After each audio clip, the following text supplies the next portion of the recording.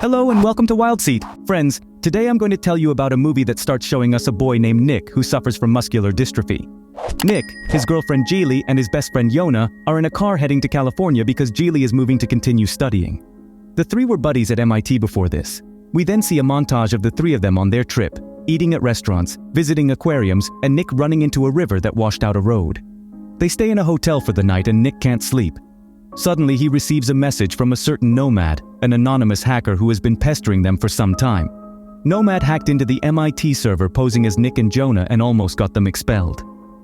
Nick threatens to expose him and Nomad sends him a live video of them at their exact location. He had hacked Jeily's laptop and watches them through his webcam. Nick decides to find Nomad's location and discovers that he is sending him messages from Nevada. The next day they continue their journey and Jonah receives a picture of his car sent by Nomad. All three are worried. Jonah tries to find Nomad's exact location while they are on the road. They stop at a gas station and Nick gets out to buy coffee.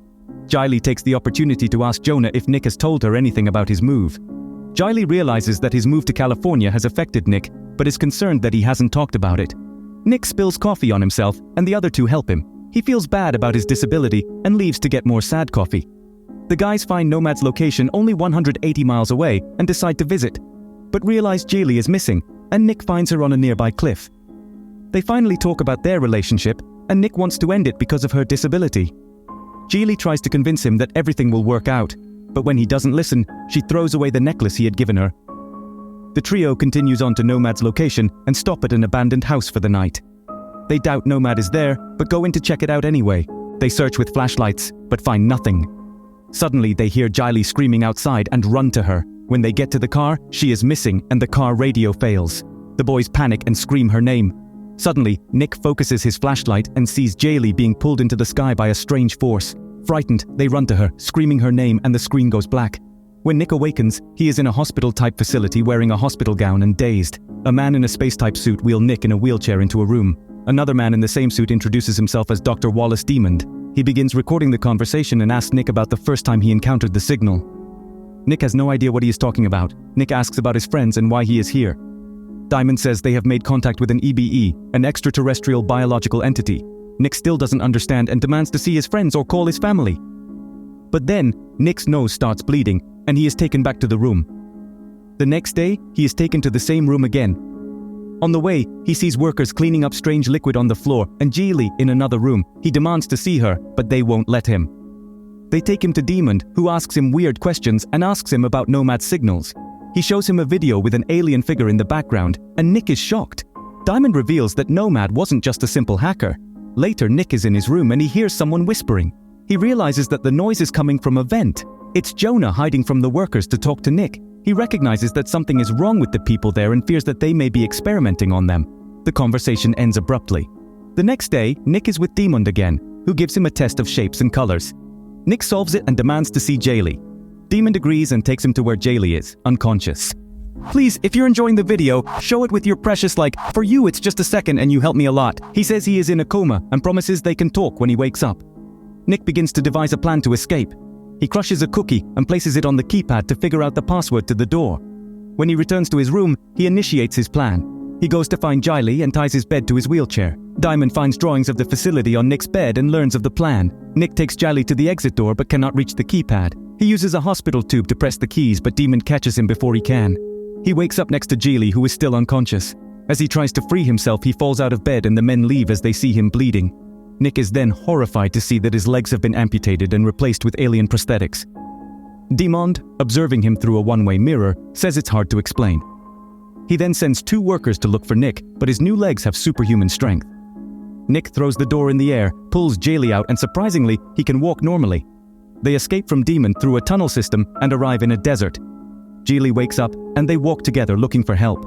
A delirious old woman named Mirabelle picks them up and takes them to a gas station. Mike tries to make a phone call, but it doesn't work. Suddenly, Jeily is kidnapped in a red van, but Nick rescues her using his new legs. They flee together in the van. Demond finds Mirabelle and takes her to the facility with a mysterious red briefcase. He interrogates the woman, but when her nose begins to bleed, Demond pulls a gun from the briefcase and the screen goes dark, suggesting he kills her. Nick and Jeily reach a dead end and return to an abandoned visitor center where they decide to stay for the time being. Inside the center, Nick tries to use a phone, but the thing doesn't work. Jeily finds a map of the place, but Nick can't figure out where they are. Demon and his cronies continue to pursue them and find Jeily's kidnapper in his house. The man seems to have lost his mind talking about his family. When he is alone, he points a gun at Demon, but it doesn't work when he tries to shoot him. Demon shoots the man, covers him with a blanket and takes off. Meanwhile, Nick and Jeily hear a noise downstairs and hide. They run into a facility worker, but it turns out to be Yona. The friends finally meet and share their experiences. It turns out that Yona also escaped from the facility. At night, Nick notices a mark on Jeily's back and believes he has also been the subject of experiments. Later, Yona tells them that they might be at Area 51, and we see that his arms have been swapped for prosthetics. The next day, they drive around looking for a way out, but run into a roadblock. Yona attacks a guard and fires a few bullets from his gun, while Nick and Jeily crouch down next to the van. Soon, Yona is seriously injured. He tells Nick and Jeily to leave while he distracts the guards. Nick doesn't want to leave his best friend, but he has no choice. Yona uses his new arms to destroy a cylinder blocking the van's path, and the other two escape. He then hits the ground, creating a shockwave that shakes the guards. Yona is killed in the confrontation, but it is all in vain, as Nick and Jeily are caught by demons soon after. Nick and Jeily's van hits a spike line in the road and flips over. The two get out of the vehicle, but they are well crushed. Jeily gives Nick the necklace he thought she threw away. The guards take Jeily away in a helicopter. After he leaves, Nick notices Damon's dog tag and discovers that his name backwards is Nomad. Diamond confesses that he has been a nomad all along. He brought Nick to them posing as a nomad to test alien technology on him. He then claims that his legs are examples of a perfect combination of human and alien technology. Realizing that they were used as mere experiments, Nick is upset. His legs begin to glow red and he runs at supersonic speed. After a while, he hits an invisible barrier that leads him to a larger outdoor facility. Diamond approaches the hole Nick has created in the environment and removes his suit to reveal a robotic head. It turns out that he and everyone else in the facility are a robotic alien species. Mirabelle and the abductor were human abductees who went insane because their brains couldn't sync with the alien technology.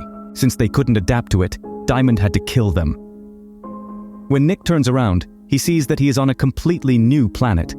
The desert was just a simulation to make them think they were still on Earth. The camera finally zooms out, and we see that the planet is highly modernized with several skyscrapers and has a parabolic sunshield on top. Nick is the only human there, his best friend is dead, and his girlfriend has been taken away from him. This great movie was filmed in New Mexico and California. Most of the movie sets were built in an abandoned barn in New Mexico. Director William Eubanks used innovative filming techniques. The character of Nick was originally written as an athlete, but actor Brandon Thwaites suggested making him more cerebral and less athletic. The robotic designs featured in the film were created by concept artist Steve Berg, who also worked on films such as Blade Runner and Abyss. The character of Lawrence Fishburne is not named in the film, he is only known as Dr. Wallace Newman. Director William Eubanks gave the actors partial scripts, which allowed them to improvise and develop their characters more organically. The film's music was composed by the electronic music group Ninja Tracks. The film had its world premiere at the Sundance Film Festival in 2014 and has 2 alternate endings. But the adventure doesn't end here. I wait for you in the next one. Let's go!